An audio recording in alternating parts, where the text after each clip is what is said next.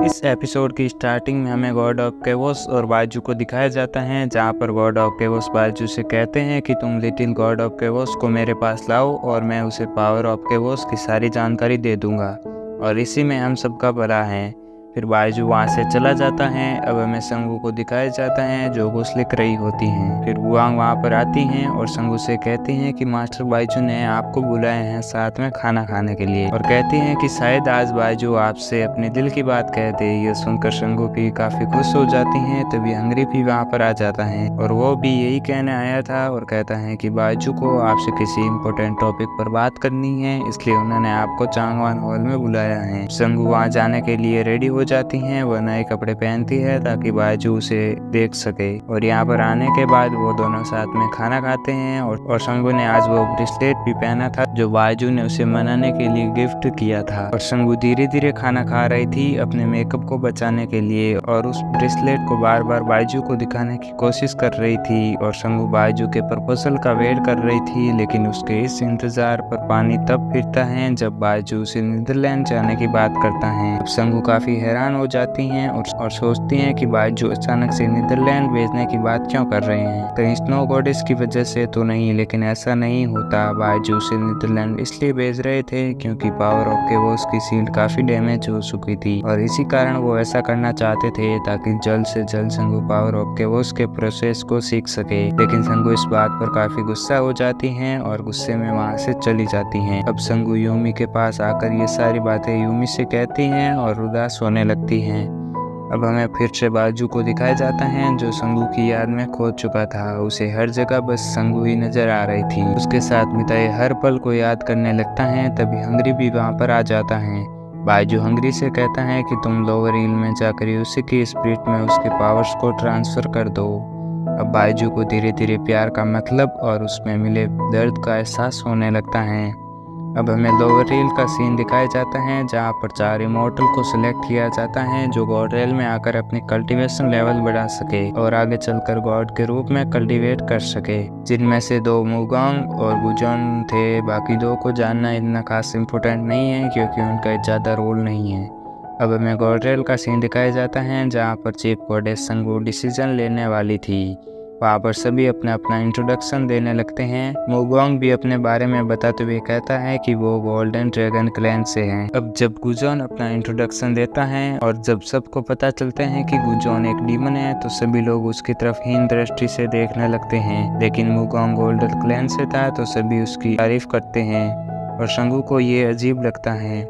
अब जो मुगोंग है उसे यूमी का स्टूडेंट बनाया जाता है, लेकिन गुजोन की हरकतें सेम टू सेम बाजू की तरह होती हैं, एकदम अड़ियल। अब यहाँ पर गुजोन और स्नो गॉडेस के बीच किसी बात को लेकर बहस हो जाती है। अब संगू उन दोनों को शांत करती हैं और स्नो गॉडेस से कहती हैं कि क्यों ना तुम गुजोन के साथ फाइट करो, तो स्नो गॉडेस इसके लिए मना कर देती हैं। फिर संगू कहती हैं कि अगर तुमने गुजोन को हरा दिया तो मैं 1000 साल के लिए नीदरलैंड में चली जाऊंगी और अगर तुम हार गई तो तुम्हें गॉड रेल को छोड़ना पड़ेगा।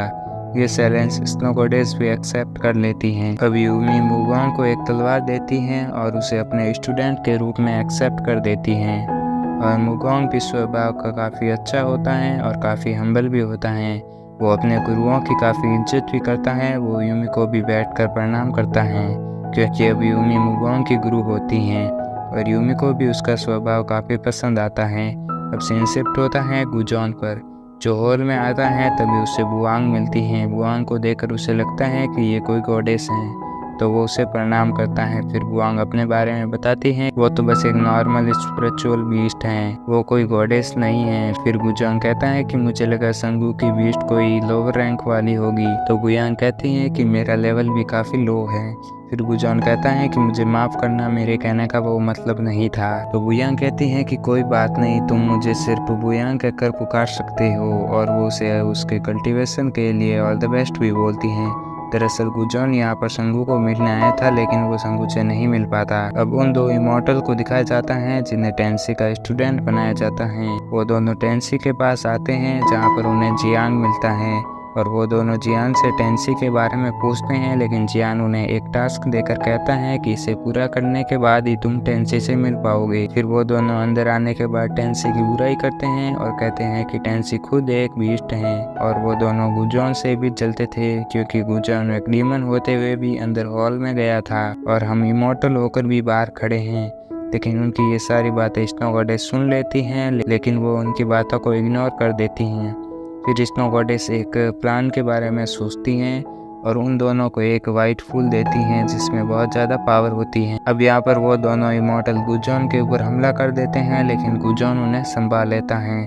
फिर वो दोनों वाइट फूल का इस्तेमाल करने लगते हैं, लेकिन टेंसी को ये सब पता चल जाता है और संगू को भी इसके बारे में पता चलता है, तो वो टेंसी के पास जाते हैं क्योंकि टेंसी अभी बहुत ज़्यादा गुस्से में होता है। अब हमें मुगोंग का सीन दिखाया जाता है जो कहीं जा रहा होता है, तभी वो भी बुआंग से टकरा जाता है और मुगोंग बुआंग को गॉडेस समझकर प्रणाम करता है। तो बुआंग कहती है कि मैं गॉडेस संगू की बीस्ट हूँ। फिर वो दोनों काफ़ी बातें भी करते हैं। फिर बुआंग उसे गुजॉन के बारे में बताती हैं कि वो अभी मुसीबत में है उन दोनों इमोर्टल की वजह से। फिर बुआंग कहते हैं कि गॉडेस संगू भी वहाँ पर गए हैं तो वो सब कुछ संभाल लेंगे, आप उसकी टेंशन मत लेना। अब हमें टेंसी और संगू को दिखाया जाता है जहाँ पर टेंसी अपने आप को कमजोर दिखा रहा होता है, लेकिन संगू को ये सब पता होता है कि टेंसी नाटक कर रहा है। पहले तो वो उसके नाटक में उसका साथ देती हैं, लेकिन फिर कहती हैं कि मेरे पास एक इलाज है। फिर उसे गुदगुदी करने लगती हैं, तो टेंसी कहता है कि इस तरह कौन इलाज करता है और तुम्हें कैसे पता चला कि मैं नाटक कर रहा हूँ। जिस पर संगू कहती है कि मैं तुम्हें बचपन से जानती हूँ और तुम बचपन से ही नाटक करते आ रहे हो। फिर संगू और टेंसी उन इमोर्टल के पास जाते हैं। फिर वो दोनों इमोर्टल कहते हैं कि गुजॉन ने पहले फाइट स्टार्ट की थी और इसने हमें इंजर्ड भी किया था, लेकिन गुजॉन कहता है कि मैंने फाइट स्टार्ट नहीं की थी, पहले इन्होंने मेरे ऊपर हमला किया था